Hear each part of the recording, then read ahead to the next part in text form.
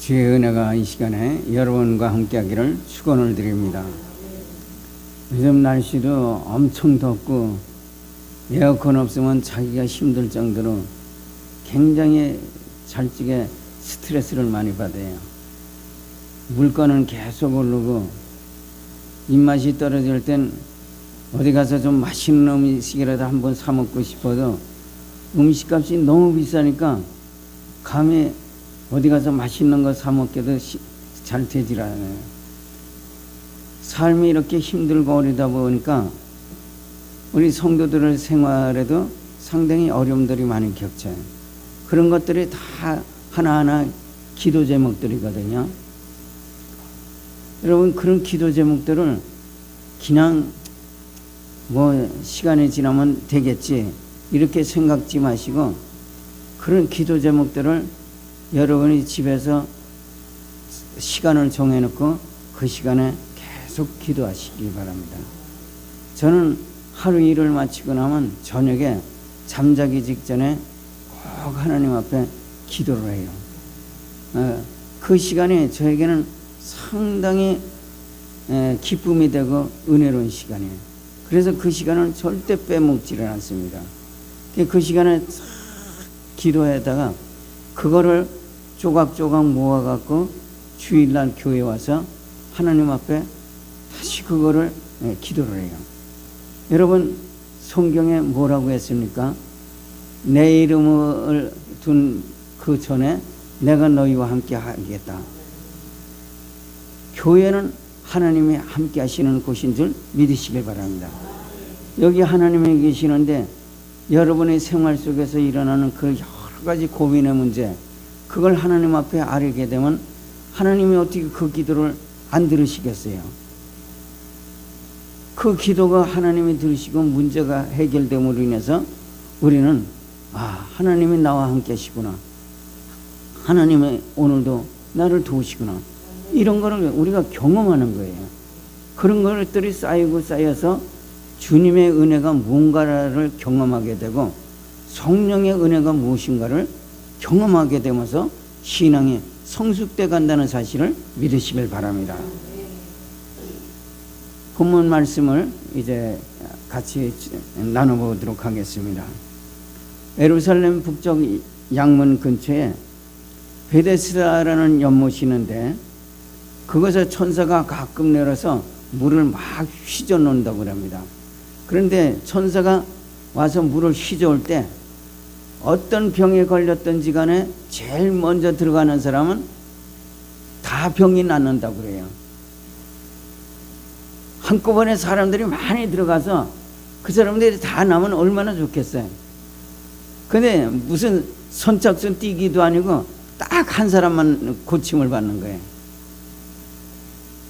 오늘 본문에 나오는 38년 된 병자가 그 기회를 바라보고 38년 동안 거기서 누워 있는 거예요. 이게 얼마나 답답한 일이겠어요. 여러분, 성경에는 단순히 그 사람이 38년 동안 앓아놓은 병자라고 그러는데 38년 동안 그 베데스다 연못가에서 그 돗자리를 깔고 누워 있으려고 그러면 그 사람이 얼마나 그 신경이 고되고 힘들겠어요. 여러분, 나이 든 사람들이 요양원에 입원해 있으면은 한 자리에 계속 누워 있는 바람에 그거 그걸 뭐라고 그러죠? 욕창이 생긴다고 그러잖아요. 그 욕창이 한 군데 한 부분이 짓눌려 갖고 거기 물집이 생기는 거예요. 물집이 생겨서 그 염증이 생기는 건데 가장 무서운 병 중에 하나가 그 욕창이에요.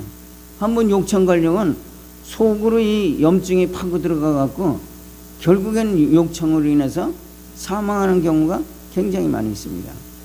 근데 이 38년 된 병자가 38년 동안 뭐하고 살았겠어요? 딱 한 번 자기에게 올 기회를 바라고 38년 동안 기다리고 있는 거예요. 이게 얼마나 세월을 낭비하고 헛된 삶을 살고 있는 거예요. 그런 와중에 어느 날 주님이 그곳에 오셔갖고 그 병자를 보고서 보니까 병이 이미 오래된 줄 아시고 내가 낫고자 하느냐? 그렇게 주님이 묻습니다. 그러니까 이 환자가 주여 물이 동할 때 나를 물에 넣어주는 사람이 없어 다른 사람이 먼저 가나이다. 이렇게 얘기해요. 그 기회를 38년 동안 얼마나 많은 기회를 왔음에도 불구하고 번번이 그 기회를 놓치면서 살았겠어요. 결국 그는 가망도 없는 일에 요행을 바라보고 38년 동안 세월을 낭비하고 살았던 것입니다.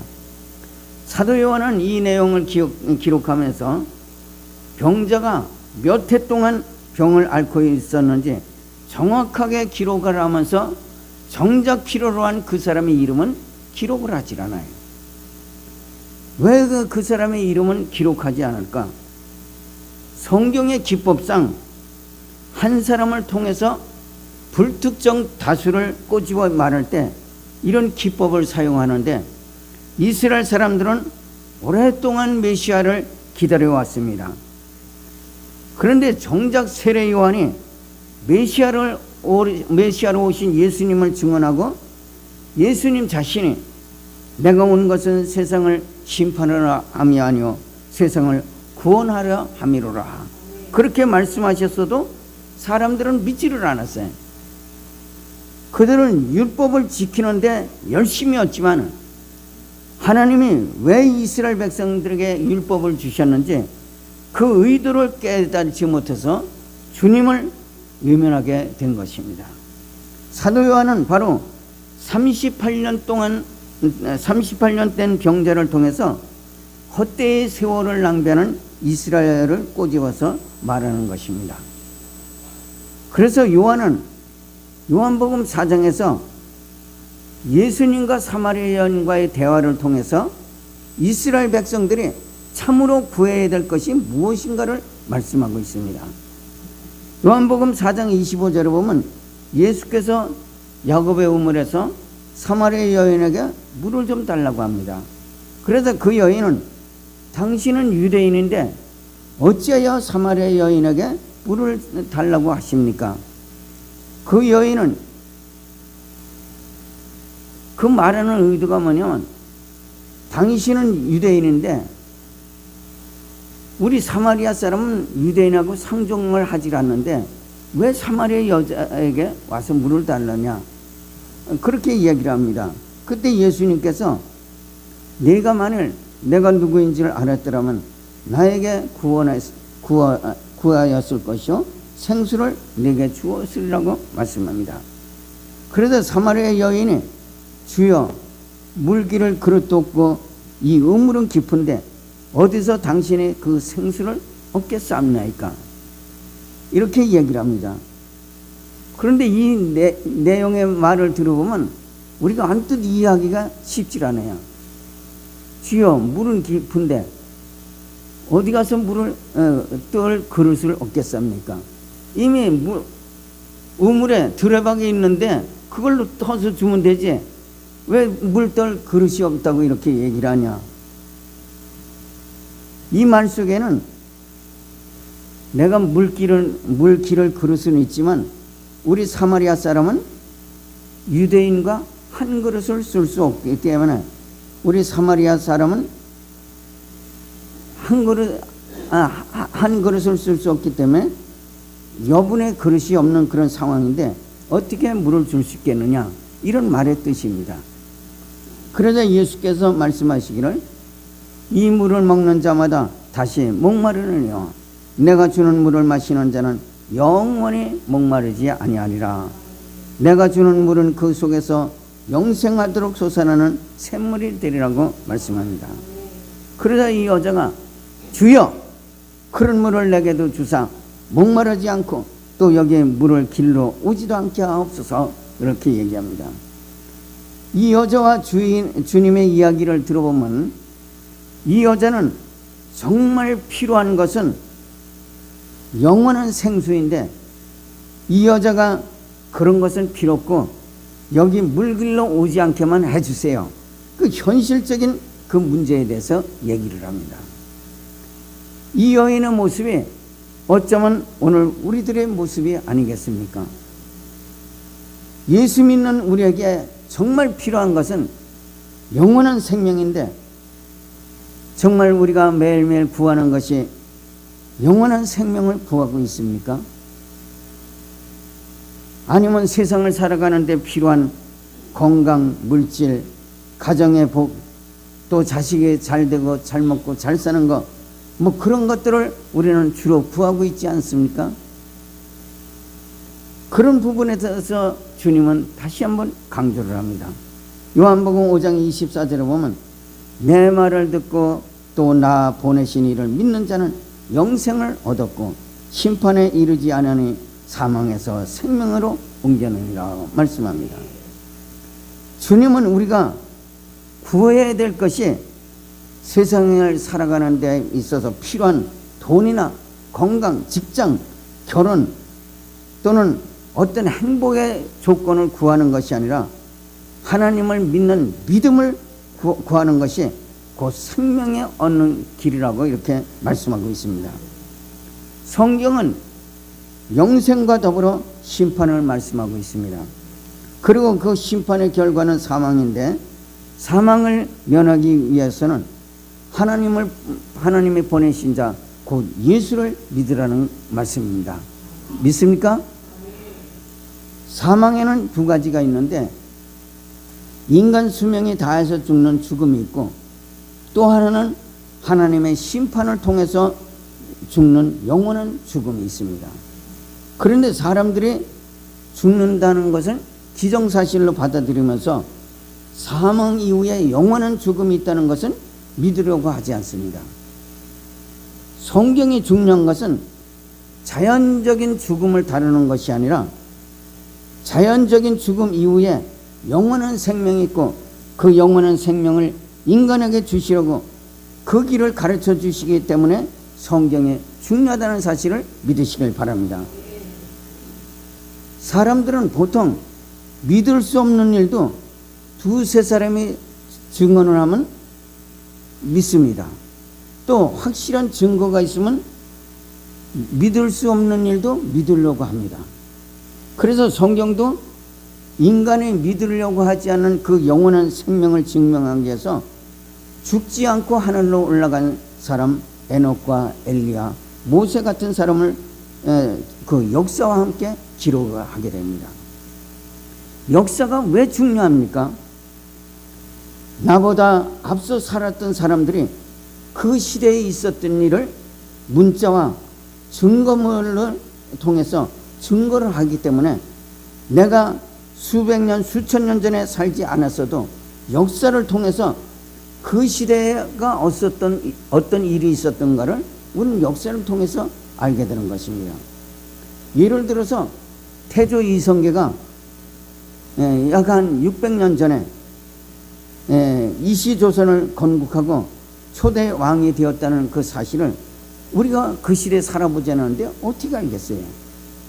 그런데 그 시대의 일을 이조실록을 통해서 쫙 기록을 해놨기 때문에 우리는 그 실록을 통해서 역사를 아는 겁니다. 역사에 마찬가지로 우리가 성경을 진리로 받아들이는 것은 하나님의 구원 계획이 서양 역사와 더불어서 성경에 기록되어 있기 때문에 우리가 성경을 믿습니다. 1900년 이라크 남부에서 영국의 고고학자들이 웰드 프리즘이라는 원형 점토 기둥을 발견하게 됩니다. 이 화면에 보시면 저는 이제 진흙판에다가 글씨를 쓴 게 나오는데 저걸 이제 쐐기문자라고 이렇게 얘기합니다. 그러니까 학자들이 그 점토판에 기록된 쐐기문자를 해석하고 보니까 그 시대에 하늘의 왕권을 가진 왕들이 나라를 다스리는 그런 내용이 나오는데, 거기 보면 엘리두 앰플린이라는 왕이 28,000년 동안 나라를 다스린 기록이 나옵니다. 여러분, 28,000년이라는 게 상상이 되겠습니까? 그런데 그거에 덧붙여서 4명의 사람들이 나라를 다스리는데 24만 1200년을 다스렸다는 그런 기록이 나옵니다. 성경 창세기에 아담 이후의 사람들이 1000년 가까이 살았다는 내용을 우리가 읽을 때 100세를 다 채우지 못하고 사는 사람들이 그거 이해를 하겠습니까? 그걸 이해를 못하니까 창세기에 기록된 그 아담이 939년을 살았다는 이런 내용들이 믿어지질 않는 거예요. 그러니까 성경을 믿어지지 않으니까 다 신화적으로 성경을 알라고 하는 거예요. 그건 신화는 신화일 뿐이지 그건 진리가 아닌 거죠. 그렇기 때문에 성경이 이것을 사람들이 믿을 수 있게끔 하기 위해서 서양 역사와 더불어서 이 성경을 같이 기록을 하는 거예요. 여러분, 성경 창세기에 아담 이후의 사람들이 1000년 가까이 살았다는 내용을 읽을 때 우리가 그 사실을 믿어지지 않는데, 고대사에 보면 인류 최초의 문명을 수메르 문명이라고 하는데 그 시대에 기록한 점토판이 인간이 수만 년을 살았다는 사실이 기록되어 있습니다. 그 같은 기록은 인간에게 애초에 죽음이 없었다는 것을 증명하는 것입니다. 그런데 왜 수만 년을 살았던 인간이 갑자기 사라져 버렸을까? 그 시대 수메르 문화의 그 문명 기록에 보면 거대한 홍수가 일어나서 인간을 다 지구상에서 멸망시켰다는 그런 내용이 나옵니다. 수메르 문명이 성경의 기록보다 2500년이나 앞섰는데 아담이 930년을 살았고 무드셀라가 969년을 살다 죽은 기록이 나옵니다. 왜 죽음이라는 것을 모르고 1000년 가까이 살던 사람이 갑자기 죽었다는 기록이 나옵니까? 성경에는 아담의 범죄로 인해서 죄가 세상에 들어오면서 인간에게 죽음이 찾아오게 되었다고 말씀하고 있습니다. 그리고 수메르에서 말하는 대홍수가 성경에는 노아의 홍수로 모든 인류가 죽고 노아의 8식구가 살아남는 것으로 기록하고 있습니다. 우리는 보통 고대사라고 하면 원신을 연상을 합니다. 그런데 원신이라고 생각했던 그 수메르인들이 기원전 4500년, 그러니까 성경 시대보다 훨씬 먼 시대죠. 그 시대에 오늘 우리가 사용하고 있는 60진법, 다시 말해서 1분은 60초, 1시간은 60분, 이런 60진법을 그 시대에 사용하고 원의 각도가 파이 3.14라는 것을 그 시대에 이미 발견하고 있는 거예요. 여러분, 수천 년 전에 앞서 원시인들이 살고 있는 그 시대에 발견한 이 수학을 지금도 우리가 사용하고 있는 거예요. 그뿐만 아니라 그 수메르 도시 안에는, 화면 좀 띄워주실까요? 예, 이게 기원전 약 한 5000년 전에 세워진 수메르 문명의 도시입니다. 그 도시 안에는 10층 높이 정도 되는 지구라트라고 하는 거대한 신전이 있고, 그 안에는 나니아라고 하는 여신을 모시고 사는 그런 문명을 이루었습니다. 저기 어디 원시인들이 살고 있는 그런 모습이 됐어요. 제가 왜 이런 거를 얘기를 하냐면, 성경에 기록된 내용들이 그것을 신화적으로 이해하려고 하는 사람은 절대 그것이 옳지 않다는 것을 말씀드리고 있는 거예요. 그래서 성경에 있는 기록은 구원의 역사를 위해서 기록하였지만 그 성경의 기록은 전부 사실이라는 사실을 믿으시길 바랍니다. 저렇게 이제 문명이 발달된 그 수메르 문명이 주변의 도시 국가 사이에 잦은 전쟁으로 인해서 결국은 수메르가 멸망을 하게 됩니다. 그 기원전 2500년에 수메르 문명을 바탕으로 메소포타미아 문명이 발달하고 그것에 우르크라는 거대한 도시가 만들어지고, 그 도시 안에는 높이가 10층 높이 되는 지구라타는 큰 신전이 만들어져서 우상을 섬기게 됩니다. 성경은 그것을 갈대아 우르라고 하는데, 하나님은 그곳에서 아브라함을 불러 가나안 땅으로 보내셔서 그곳에서 이스마엘과 이삭을 낳아 한 부족을 이루게 하셨습니다. 그때쯤 유명인이었던 아수르가 메소포타미아를 멸망시키고 새로운 제국으로 등장을 하게 됩니다. 이 아수르를 서양 역사에서는 아시리아라고 하는데, 아시리아 살곤 2세가 이스라엘을 자주 침략을 하다가 성경에서 말하는 사네립이 18만 5천 명의 군대를 이끌고 예루살렘을 공격하게 됩니다. 그때 유다왕 히스기야가 성전에 올라가서 하나님 앞에 그 랍사게가 보낸 편지를 펼쳐놓고 하나님 앞에 간절하게 기도합니다. 오늘은 환난과 징벌과 모욕의 날이라 랍사게가 아수르 왕의 보냄을 받고 와서 살아계신 하나님을 비방하였으니 하나님 들으시옵소서. 그렇게 기도를 합니다. 그러자 여호와께서 이사야 선지자를 통해서 말씀하시기를, 내가 나와 나의 종 다윗을 위하여 이 성을 보호하여 구원하리라고 말씀합니다. 그리고 그 밤에 여호와의 사자가 나와서 아수르 그 진영에서 군사 18만 5천 명을 사거리에 다 죽게 만듭니다. 그래서 아수르 군대가 철수를 하게 되고, 그 사네립은 본국에 들어가서 본국의 니눅스라고 하는 제단에서 제사를 드릴 때 두 장군이 들어와서 그 사네립을 쳐서 죽이게 됩니다. 그래서 아수르가 이제 점점 쇠퇴의 길을 걷자 조그만 부족 국가로 있던 바벨론이 아수르를 공격해서 아수르를 무너뜨리게 됩니다. 그리고 바벨로니아라고 하는 그 제국을 건설하게 됩니다. 성경에는 이 바벨로니아를 바벨론이라고 하죠.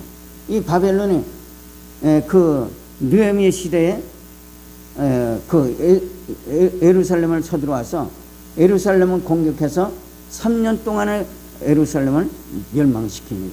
그리고 예루살렘 성에 있는 기술자들, 기기적들, 이 일반 서민들을 다 잡아 끌고 갑니다. 그래서 그 바벨론에 가서 살게 하는데, 이것을 성경에서는 바벨론 유수라고 얘기합니다.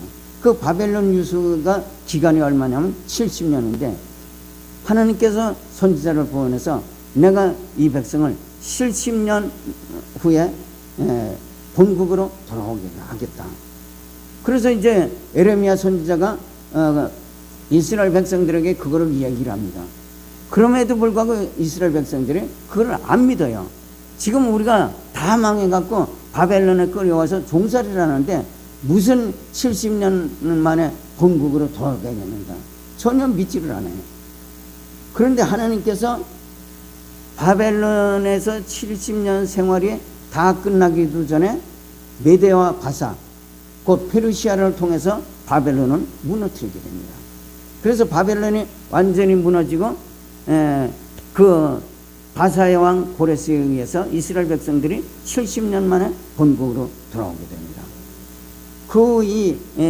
그 페르시아는 그리스의 알렉산더에 의해서 또 멸망을 당하게 됩니다. 그리고 알렉산더는 로마에 의해서 멸망을 당하고, 그 예수님 오시기 그 한 600년 전에 이사야 선지자를 통해서 보라, 내가 처녀가 잉태하여 아들을 낳으니 그 이름을 임마누엘 하리라. 그렇게 그 선지자를 통해서 예언을 주시게 됩니다. 그 예언의 내용은 뭡니까? 이스라엘 백성들이 다시 회복해서 나라를 세우겠다는 얘기거든요. 그런데 이스라엘 백성들이 그거를 믿지를 않습니다. 그래서 오늘날 우리도 마찬가지예요.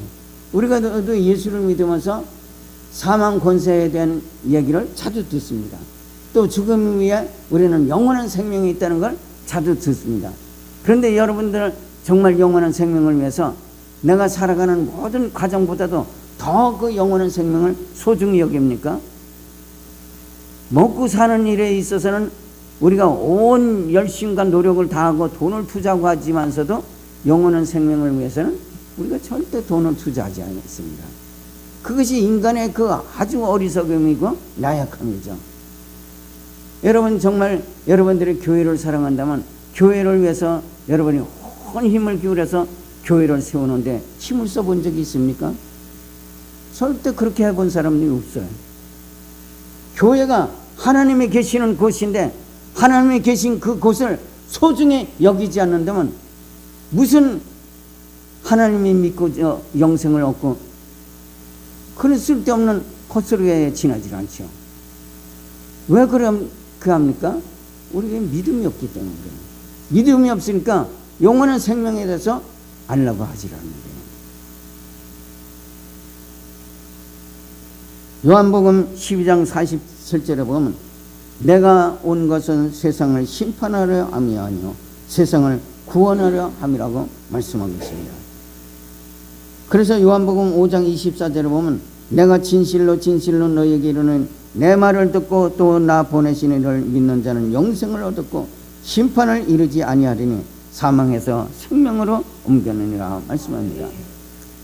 아니 예수만 믿으면 사망에서 영생으로 심판에서 죄를 면하고 구원을 이룬다는데 왜 그 예수를 안 믿습니까? 예수 믿는데 무슨 노동품을 팔아야 되는 것도 아니고 무슨 대학 시험을 보는 것처럼 공부를 해야 되는 것도 아니고 돈을 많이 투자를 해야 되는 것도 아닌데 왜 예수를 안 믿습니까? 세상 살아가는데 예수 믿는 게 필요가 없다는 얘기예요. 오히려 걸림돌이 된다는 거죠. 그래서 안 믿는 거예요.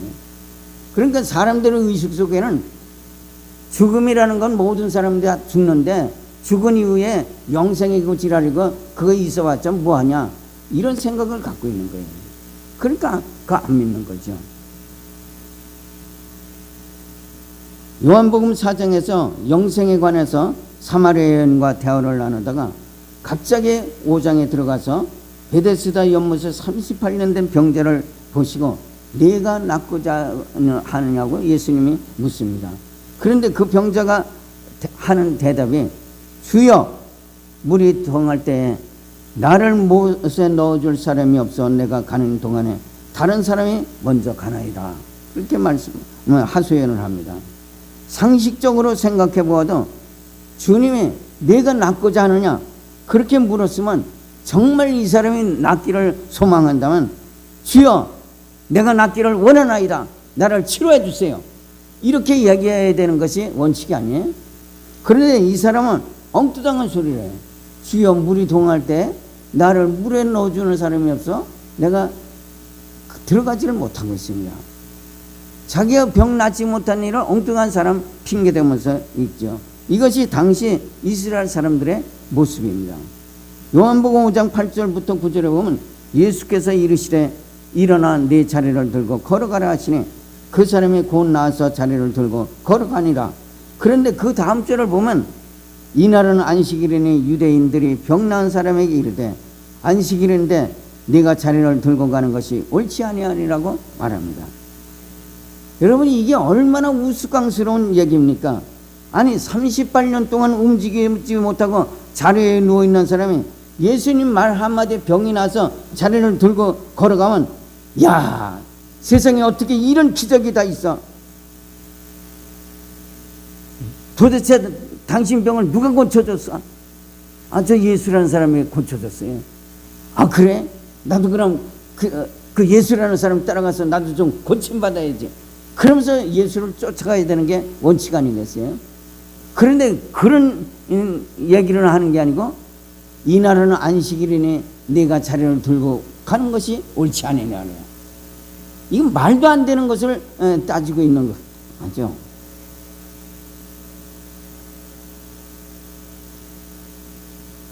여러분 율법이 병나서 걸어가는 사람을 보고서 율법을 따지면서 이게 옳으냐 그르냐 이게 따져야 옳겠어요. 그런데 오늘 우리도 이러한 잘못과 판단으로 살아가고 있지 않습니까? 우리가 지금까지 예수를 믿으면서 주님 앞에 구하는 것이 무엇입니까? 주님이 요한복음 6장 27절에서 썩는 양식을 위하여 일하지 말고 영생하도록 있는 양식을 위하여 일하라고 말씀하시지만 우리는 영원한 양식보다 지금 당장 살아가는 데 있어서 필요한 건강과 물질, 문제 해결, 자녀들의 직장 문제, 사업이 잘 되고 복 받는 것, 그런 것을 구하지 영원한 생명을 위해서 절박한 심정으로 하나님께 매달리는 그런 사람이 어디 있습니까? 사람마다 구하는 종류는 달라도 이 땅에서 잘 먹고 잘 사는 것이지 그게 하나님의 영광이나 그 영원한 생명하고는 전혀 관계가 없는데도 불구하고 그런 것들을 우리는 구하고 있습니다. 영생에 대해서 무지할 정도로 미련한 사람들을 향해서 고린도전서 15장 16절에 이런 말씀을 합니다. 만일 죽은 자가 다시 살아나는 일이 없으면 그리스도를 믿는 그 일이 헛된 일이 아니냐. 그런데 이 영원한 생명은 안타깝게도 우리 인간의 지혜로 그게 알 수 있는 것이 아니에요. 그 영원한 생명에 대한 비밀은 오직 믿음의 눈을 통해서 알 수가 있다는 사실을 믿으시길 바랍니다. 그래서 에베소서 2장 8절에 보면 너희가 그 은혜를 인하여 믿음으로 말미암아 구원을 얻었나니 이것이 너희에게서 난 것이 아니요 하나님의 선물이라고 했습니다. 믿음이라는 건 하나님이 우리에게 선물로 주셔야 믿음이 생기지 교회만 왔다 갔다 한다고 해서 믿음이 생기는 게 아니에요. 그런데 거기에 인간의 노력도 일부분 필요로 합니다. 여러분, 은혜가 다 말라 비틀어진 사람이 교회 와서 예배를 드려도 맹성맹성하고 말씀을 들어도 무슨 말인지 그냥 귀에만 왕왕하고 이러는데 구원의 은혜가 뭔지 알라고 몸부림치는 사람이 구원의 은혜를 받지 몸부림치지 않는 사람이 주님의 은혜를 어떻게 받겠어요? 그렇기 때문에 주님이 우리에게 믿음을 선물로 주시는 것은 사실이지만 우리가 그 믿음을 선물로 받기 위해서 몸부림치는 그런 역사가 있어야 된다는 사실을 믿으시길 바랍니다. 우리가 어떤 문제가 있어서 문제 해결하는 것도 마찬가지입니다. 문제 해결하려고 하나님 앞에 그냥 매달려 울고 매달리는 그런 애씀이 있어야 그 문제가 해결되는 거지 하는 동 마는 동 그렇게 기도해 갖고서 그 기도가 해결이 되겠어요? 절대 해결이 안 되는 거죠.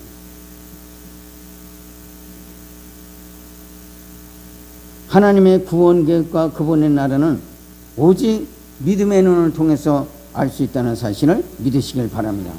그래서 마태복음 10장 15절부터 16절에 보면 내가 진실로 너희에게 이르노니 심판날에 소돔과 고모라 땅에 그 성보다 견디기 쉬우리라. 보라 내가 너희를 보냄이 양을 이리 가운데 보낸 것 같도다.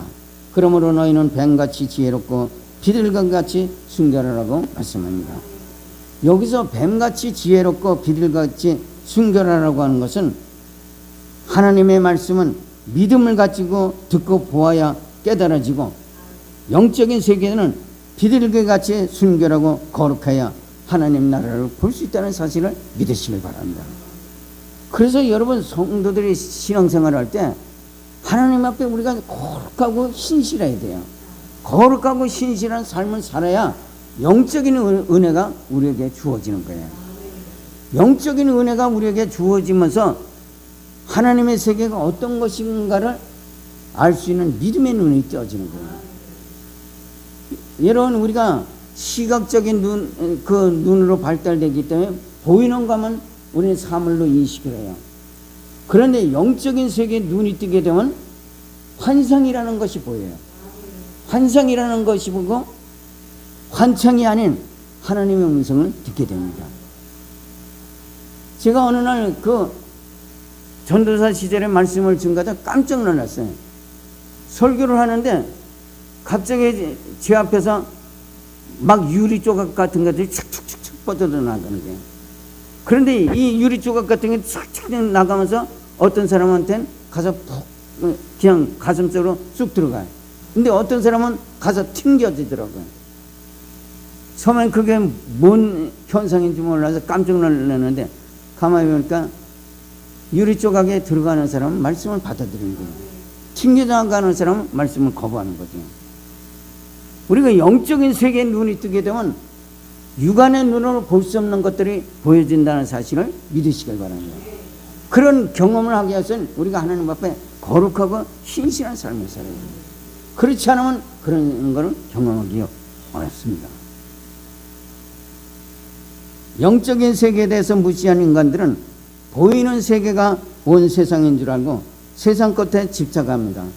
죽을 날이 가까워도 철들지 않는 인생은 돈뿐이나 있고 걸어다닐만 하면 돈 자랑, 건강 자랑, 먹는 것 자랑, 자식 자랑, 과거의 영화를 자랑하고 다닙니다. 아무리 돈 자랑, 힘 자랑, 먹는 것 자랑하고 다녀도 하나님이 부르시면 다 소용이 없는 겁니다. 다 내려놓고 가야 합니다. 그런데 뭐를 자랑하겠습니까? 성도의 자랑은 오직 믿음뿐이라는 사실을 믿으시길 바랍니다. 하나님은 보통 사람이 영원한 생명을 얻을 수 있도록 말세라는 것을 계획을 하셨습니다. 이 말세는 사람들을 죽이기 위한 심판의 말세가 아니라 말세의 징조를 비우고 피할 길을 찾으라는 것입니다. 즉 예수 믿고 구원받으라는 것입니다. 마태복음 24장 6절부터 8절에 보면 난리와 난리 소문을 듣겠으나 너희는 삼가 두려워하지 말라. 이런 일이 있어야 하되 아직 끝이 아니니라. 민족이 민족을 나라가 나라를 대적하여 일어나겠고 곳곳에 기근과 지진이 있으리니 이 모든 것은 재난의 시작이라고 말씀합니다. 여러분 2000년 전에 예수께서 말씀하신 그 재난이 지금 세계 곳곳에서 일어나고 있습니다. 지난 6월 25일 베네수엘라에서 일어난 지진으로 지금까지 5,000명의 사람이 죽었습니다. 또 작년에는 라오스에서 지진이 일어나서 수백 명의 사람이 죽었습니다. 지난 7월 26일 프랑스에는 토네이도라는 광풍이 불어서 수십 채의 건물이 날아가고 야구공 크기만한 우박이 떨어져 갖고 차량 수백 대가 다 부서졌어요. 사람이 태풍에 날려가기도 하고 일본에서는 지난 7월 30일 지진으로 산사태가 일어나서 도로가 끊기고 건물이 부서지고 수십 명의 사람이 죽고 부상을 당했습니다. 칠레에서는 그런가 하면 눈이 엄청나게 쏟아져 내려갔고 차가 다 완전히 눈에 파묻힐 정도로 눈이 그렇게 많이 온 거예요. 한쪽에서는 비가 오질 않았고 땅이 쩍쩍 갈라지고 호수가 마르고 강이 다 말랐는데 한쪽에서는 너무 비가 또 많이 와갖고서 건물이 그냥 뭐 수십 채가 날아가고 눈 속에 파묻히고 이런 이상 기온 현상이 세계 곳곳에서 일어나는 거예요. 그런데 이런 현상을 2000년 전에 이미 주님은 말세의 징조를 통해서 말씀하시고 있는데 오늘 우리가 그것을 믿지 않는 것은 성경에 대한 믿음도 없거나 우리 시각적으로 볼 수 있는 눈의 것만 믿기 때문에 그런 걸 믿지를 않는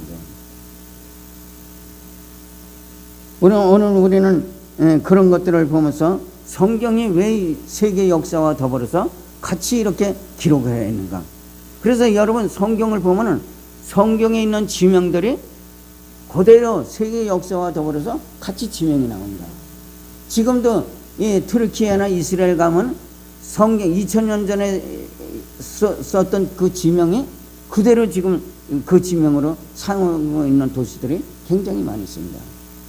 오늘 여러분에게 이런 역사를 더불어서 말씀하시는데 여러분 이런 것들을 참고로 해서 성경을 믿으시고 여러분이 정말 이웃에 있는 사람들이나 이런 사람들에게 왜 예수를 믿어야 되는가, 예수 믿음에 대한 중요한 강조성을 말씀드려서 주 예수를 믿으라 그러면 너와 내 집이 구원을 얻으리라 이런 확실한 것을 전해서 수많은 사람들이 주께로 돌아오는 은혜의 역사가 여러분을 통해서 있어지길 주님의 이름으로 축원을 드립니다. 기도하겠습니다.